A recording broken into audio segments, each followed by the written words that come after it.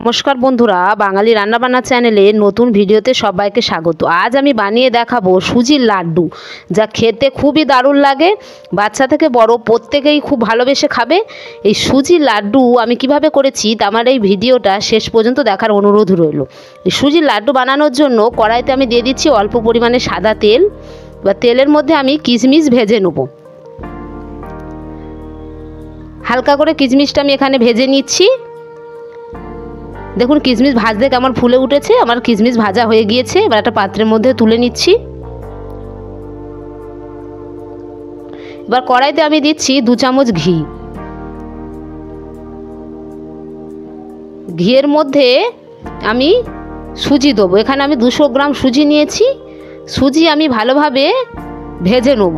এই সময় গ্যাস বাড়িয়ে রাখলে হবে না, গ্যাসটা কমিয়ে রাখতে হবে, নাহলে সুজিটা পুরো লাল হয়ে যেতে পারে। যদি আমার এই রেসিপিটা ভালো লেগে থাকে তাহলে একটা লাইক সাবস্ক্রাইব করবেন। সুজি ভাজা আমার এখানে হয়ে গিয়েছে। এবার এই সুজির মধ্যে আমি 25 গ্রাম গুঁড়ো দুধ দিয়ে দিলাম। গুঁড়ো দুধ দিলে লাড্ডু খেতে খুবই ভালো লাগে। তাই গুঁড়ো দুধ দিয়ে ভালোভাবে আমি সুজিটাকে আবার নেড়ে চেড়ে নিয়েছি। এবার আগে থেকে ভেজে রাখা কিশমিশ আমি এর মধ্যে দিয়ে দিলাম, আর দিচ্ছি ভাজা বাদাম। সব কিছু ভালোভাবে আমি নাড়িয়ে নিচ্ছি। ভালোভাবে এই সব সময় নেড়ে যেতে হবে। দেখুন কিভাবে আমি নেড়ে যাচ্ছি। এবার এর মধ্যে আমি 1 বাটি চিনি দিয়ে দিচ্ছি। চিনি দিয়ে ভালোভাবে নাড়তে হবে, নাহলে তোলায় ধরে যেতে পারে। সব সময় নাড়াটাকে চালিয়ে যেতে হবে। ভাজা আমার হয়ে গেছে সুজি। এবার এর মধ্যে আমি 1 বাটি জল দিয়ে দিলাম।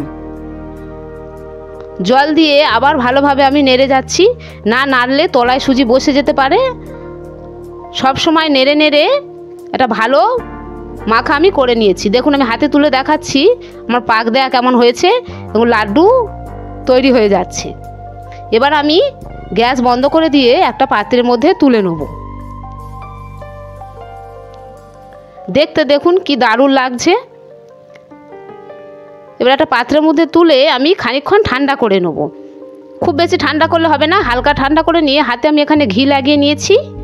এবারে লাড্ডুর আকারে বানিয়ে নেব। দেখুন চেপে চেপে কিভাবে আমি গোল করে লাড্ডুর আকারে বানিয়ে নিচ্ছি। লাড্ডু তো প্রত্যেকে খেয়েছেন, এইভাবে সুজির লাড্ডু বাড়িতে বানিয়ে দেখবেন, দারুণ লাগে খেতে।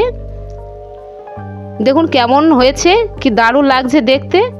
এইভাবে সবকটা আমি বানিয়ে নেব। চেপে চেপে গোল করে বানিয়ে নিতে হবে।